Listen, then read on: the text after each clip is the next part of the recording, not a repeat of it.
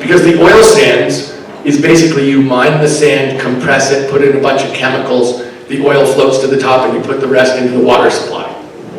So every fish they caught and ate was chemically poisoned. Every glass of lemonade they made from tap water was poisoned. Every deer they shot and dressed and cooked and ate was poisoned. So it's a cancer cluster. So he would sue the oil companies and lose. And every couple of years, the oil companies would come to him and say, we feel bad, we're going to build you a new gymnasium. Literally, you drive around and there would be a new building every which way. So he's losing this. So he's literally fighting this for 20 years. And the oil companies, of course, have 400 lawyers, and he has half a lawyer. And he's basically a construction worker. So the guy who's running the oil team, the legal team for the oil companies, retires on a Friday. And this guy has been beating the hell out of the chief for 20 years. And he retires on a Friday. He calls the chief up on Monday. And he goes, whatever you do, do not stop fighting. You are the only thing between your tribe and extinction. That's what I think. That guy knew exactly what was going on. He was taking the money.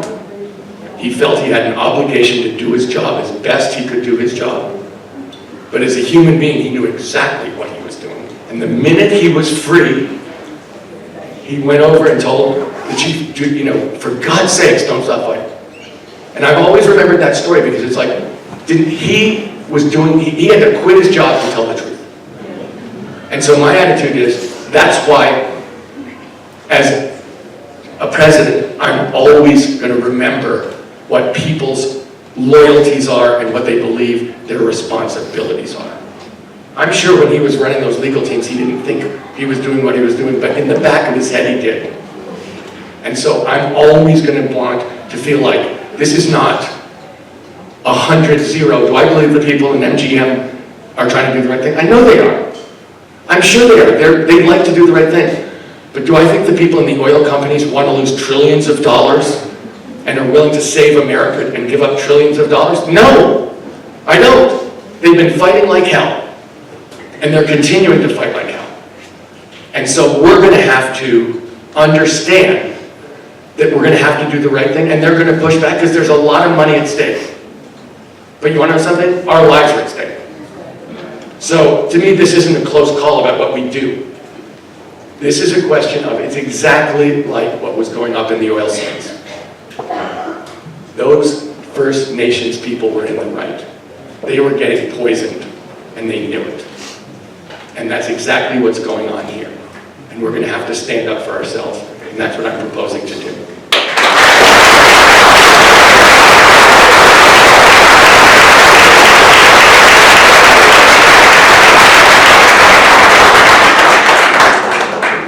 Well, I agree that the problems are big, and I agree that the solutions are hard.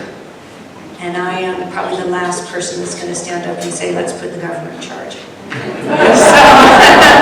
I got to tell you that I want to ask you a question. I want to put it out there that I just don't believe that the government, in the way it's formed and the way it's worked for hundreds of years, it has the ability to implement something that could be as economically risky as some of these big plans around carbon markets and other things. But yet they have to be done. Like, that has to happen. So I would like to know from you, how do you solve that problem? Like, what are you going to do to get around these people? Term limits, that's out. Term limits.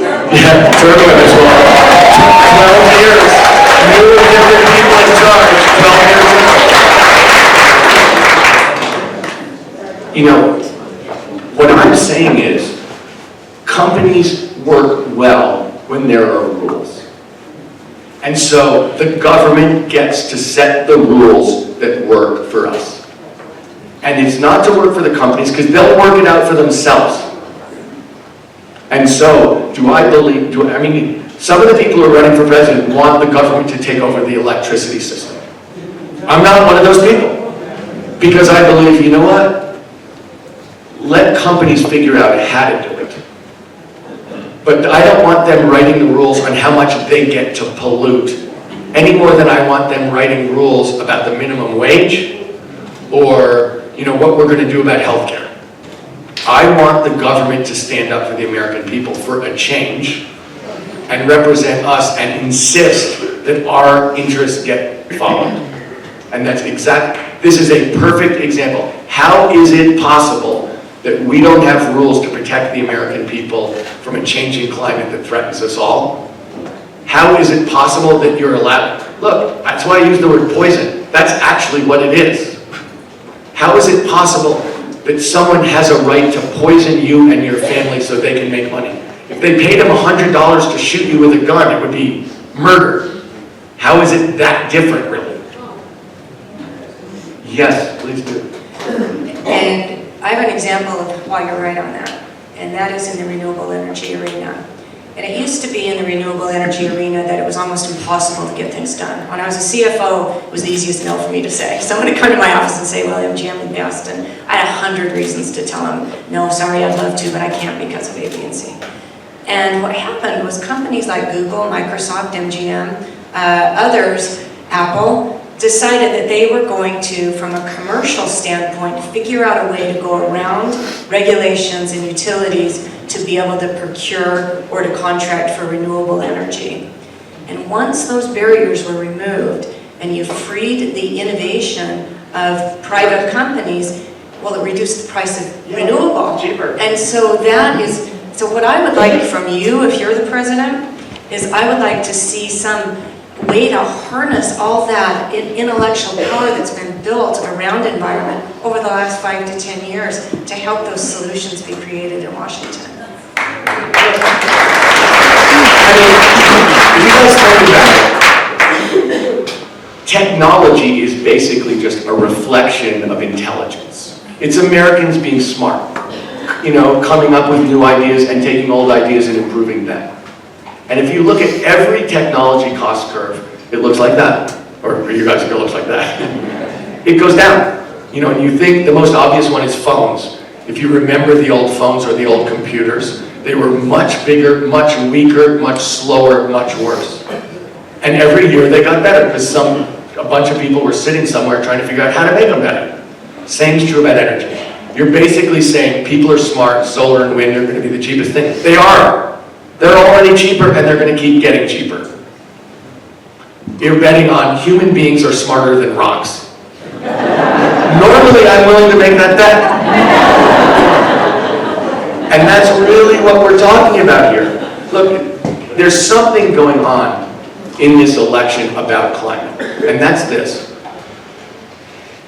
Andy was saying, 2020, if we don't get this right, this might be our last chance to get this right.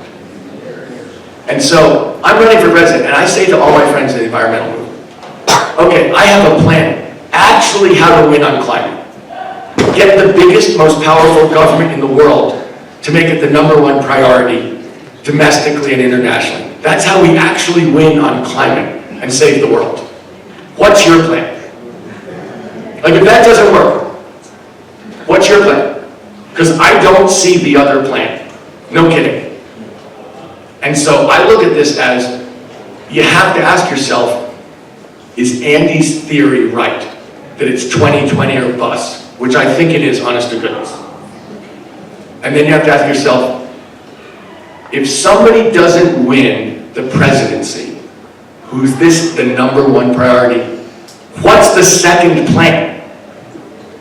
If you don't have the #1 government, economy, and moral force in the world on our side. I don't know. And so, look, I challenged myself and I talked to my kids and I said, you guys, do you want me to do this? And they're like, you have to do this. Somebody's got to take a stand.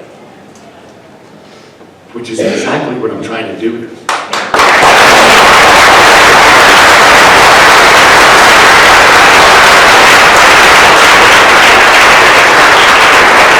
And before we thank you for all the panels for this thought-provoking conversation, now we have an opportunity to hear from the audience. So there's some runners with microphones. Can you please stand? Okay, and I'm sorry about that. My question is, war is way too lucrative. Will you champion a tax on conglomerate war profits, particularly from those of oil?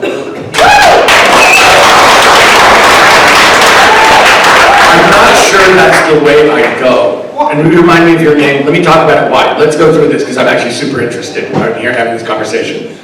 Let's start with the point that we spend over $700 billion a year on defense. It's gone up by over $100 billion while Mr. Trump has been in office. And we spend $70 billion as a federal government on education. So think about that relationship. Your point isn't, let me finish and now I'll have the conversation. The only question is, how are we going to change this? Not whether are we going to change it. And if you look at the last 20 years of our foreign policy in the Middle East, we've waged 2 extremely unsuccessful wars.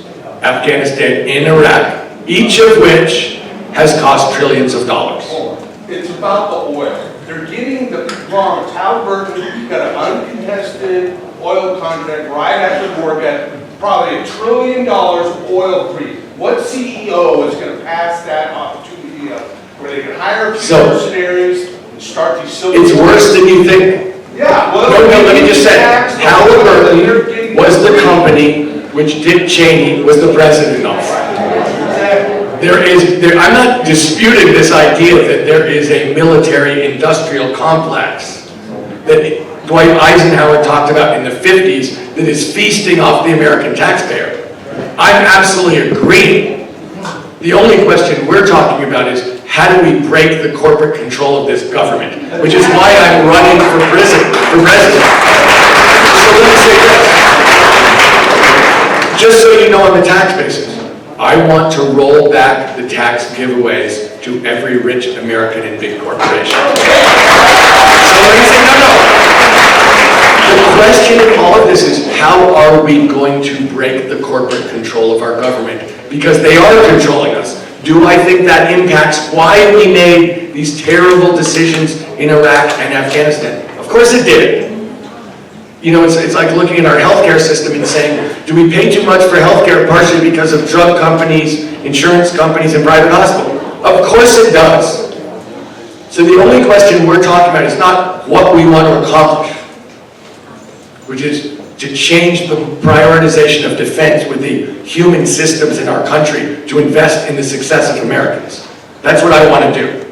The only thing we're discussing is how best to do it. And so, you know, I've gone into some structural things. That's why I'm for the 12-year term limits for congresspeople and senators. That's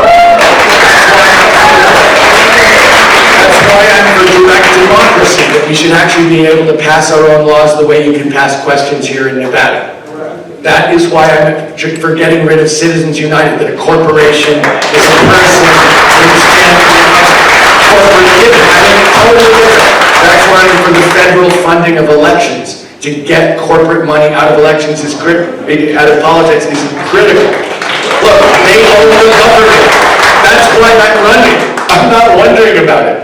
That's why we have this climate crisis. We have a climate crisis because ExxonMobil is really powerful, and so are the banks.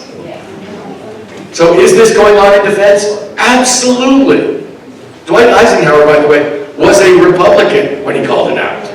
He was the former head of the American Armed Services. He knew what he was talking about, and they were just starting. So yes, do I agree with you about what we need to do? 100%. The only question we have is how do we break the corporate stranglehold? The tax.